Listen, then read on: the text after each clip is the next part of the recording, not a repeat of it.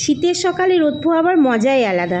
তো একটু ছাদে রোদ নেব বলে এলাম, এসে দেখছি এরকম একটা ওয়েদার, চারিদিকে কুয়াশা আর মেঘ করে আছে। তো ভোরের দিকে একটু বৃষ্টিও হয়েছে জানো, তো যার জন্য একটু ঠান্ডাটা বেশিই পড়েছে। আর এই কুয়াশাটা দেখে না আমার এই ছোটোবেলাকার কথা মনে পড়ছে। আসলে আমাদের বাড়ি গ্রামে ছিল, তো একটা ফাঁকা জায়গার মধ্যে ছিল, মানে চারপাশে ফাঁকা মাঠ। তো আমরা সবাই মিলে মাঠে বসতাম আর এই ছোটো ছোটো কাঠিগুলো কুড়িয়ে আগুন জ্বালাতাম, দিয়ে আগুন তাপাতাম। তো এত ভালো লাগতো, ওই দিনগুলোই একটু অন্যরকম ছিল।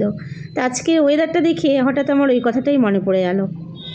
আর আমার এই বাড়ির সামনে রাস্তাটা দিয়ে সব সময় গাড়ি যেতে থাকে, আর এত হর্নের আওয়াজ, তো তোমরা কিছু শুনতে পাবে না বলে আমি এখানে ভয়েস ওভার দিচ্ছি। গুড মর্নিং এভরিওয়ান, কেমন আছো তোমরা সবাই? আজকে ভিডিওটা আমি ছাদ থেকে সকাল সকাল শুরু করলাম। তো এখন বাজে প্রায় 8:30 মতন। তো ছাদে এলাম রোদ পোহাতে, রোদ তো পেলাম না, এসে গাড়ি দেখছি, গাড়ি পেরোচ্ছে একটার পর একটা। আর এই জায়গাটা সকালবেলা একটু ধুয়ে দিলাম, তো অর্ধেক শুকিয়েছে অর্ধেক শুকায়নি।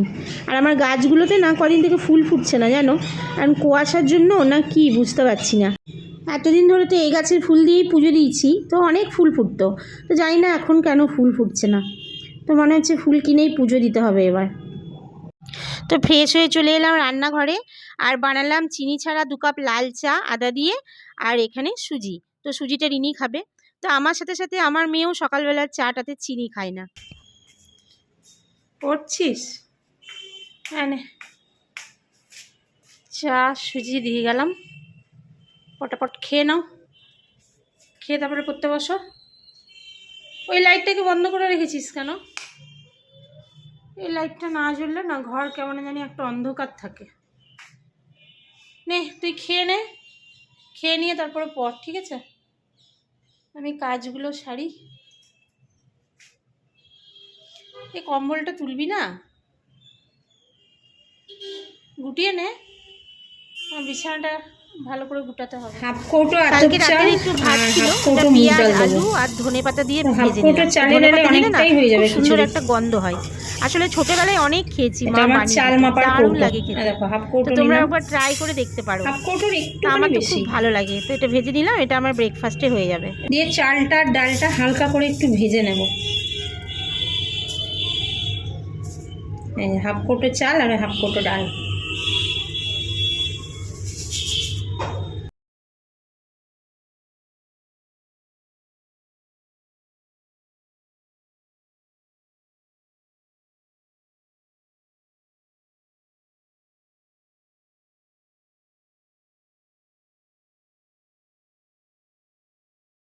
তো খিচুড়িতে দেওয়ার জন্য এদিকে দেখো আমি গাজর আর ফুলকপি কেটে নিয়েছি। তো মটরশুঁটি দিলে ভালো হতো, কিন্তু বাড়িতে আমার মটরশুঁটি ছিল না, তো যার জন্য ফুলকপি আর গাজরটাই দেবো। এবার আমি আতপ চালটা আর মুগ ডালটা একটু হালকা করে ভেজে নিচ্ছি। তা আজকের এই ওয়েদার দেখে আমার মেয়ের আবদার হয়েছে খিচুড়ি খাবে, তো আতপ চাল আর মুগ ডালের খিচুড়ি খেতে খুব ভালোবাসে, তো ভাবলাম তাহলে বানিয়ে দিই ও যখন খেতে চাইছে। তো দেখো গাজরটা যেহেতু শক্ত সবজি, নরম হবে না, সেই জন্য গাজরটাকে আগে ভেজে নিচ্ছি, তারপরে আমি ফুলকপিটা ভেজে নেবো। আর এখন তো শীত পড়ে আছে, সব রকমের সবজি পাওয়া যায়, তো খিচুড়িতে সব রকম সবজি দিলে বেশ ভালো লাগে।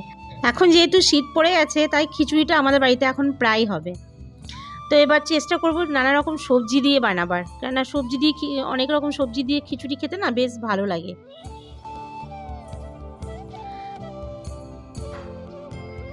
তো চালে আর ডালে যেহেতু অনেক নোংরা থাকে, তাই চালটাকে আর ডালটাকে আমি দেখো ভালো করে ধুয়ে নিচ্ছি।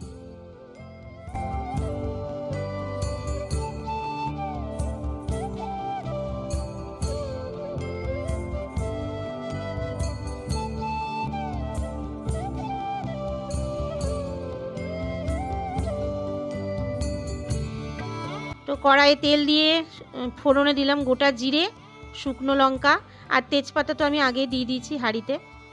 তো এবার দিচ্ছি একটু আদা গ্রেট করে রাখা ছিল, ওটাই দিলাম। তো এটাকে একটু ভালো করে ভেজে নিচ্ছি, আর দিলাম মাঝারি সাইজের একটা টমেটো। তো খিচুড়িতে তো টমেটো ছাড়া ভালো লাগবে না। আর মশলার মধ্যে দিলাম হলুদ গুঁড়ো, জিরে গুঁড়ো, ধনে গুঁড়ো। আমি যেহেতু লঙ্কা গুঁড়ো খাই না, তাই শুকনো লঙ্কা দিয়েছি, গোটা শুকনো লঙ্কা।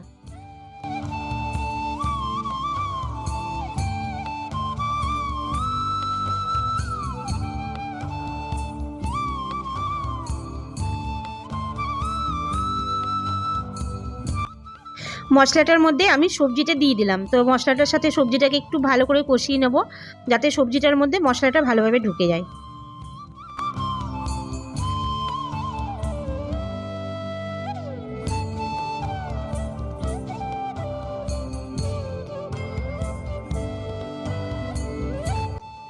তো ফুলকপি আর গাজরটা আমি দিয়ে দিয়েছিলাম খিচুড়িতে, তো ওটা অনেকটা সেদ্ধ হয়ে গেছে, চালটা ডালটাও সেদ্ধ হয়ে গেছে। তো একটু ভালোভাবে নেড়ে নিচ্ছি। তো দেখো এটা হয়ে গেছে। এবার আমি উপর থেকে একটু ঘি দিয়ে দিলাম। ঘিটাকে আস্তে করে নেড়ে দেবো, নেড়ে আমি ঢাকা দিয়ে দেবো, যাতে ঘিয়ের গন্ধটা না বেরিয়ে যায়। খুলে রাখলে না ঘিয়ের যে গন্ধটা থাকবে ওটা চলে যাবে।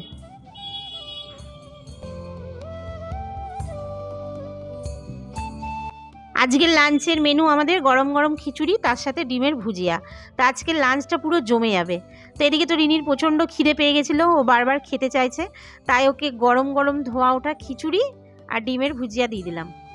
তো ও খেলে তারপরে আমি খাবো।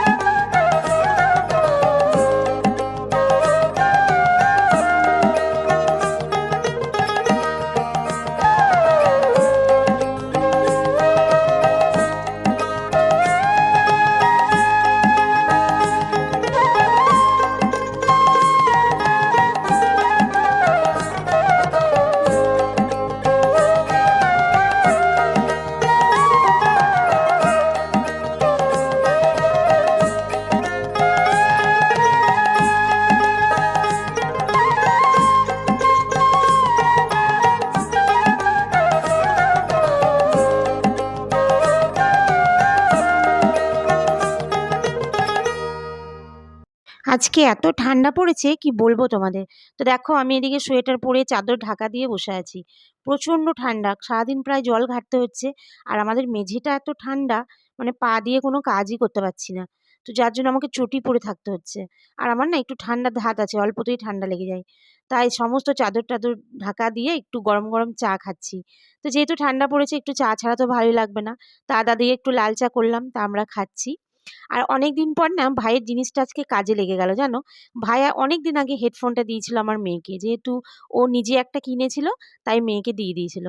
তো আমার মেয়ে অনেক দিন থেকেই বলছে, মা তুমি কানে নিয়ে গান শোনো আর কাজ করো। তো আমি তো শুনছিলাম না, তো আজকেও আমাকে জোর করে দিল। তো ভালোই লাগলো, কাজ করতে করতে গান শুনতে শুনতে টাইমটা আমার পেরিয়ে গেল। তো যাই হোক, জিনিসটা আজকে কাজে লেগে গেছে। তো রিনির তো এদিকে পরীক্ষা শুরু হয়ে গেছে, ওর আছে কালকে বাংলা পরীক্ষা। তো ও একটু পড়তে বসেছিল, আমি বললাম একটু চাটা খেয়ে নে তারপরে পড়বি। আর আজকে ভাবছি রাত্রেবেলায় রুটি করবো, কেননা প্রত্যেকদিন ও ভাত খেতে চাইছে না। আর আজকে যা ঠান্ডা, তো আজকে রুটি করব আর তার সাথে একটা কিছু করবো, দেখি কি করা যায়। তো চলো বন্ধুরা, আজকের ভিডিওটা আমি এখানেই শেষ করছি।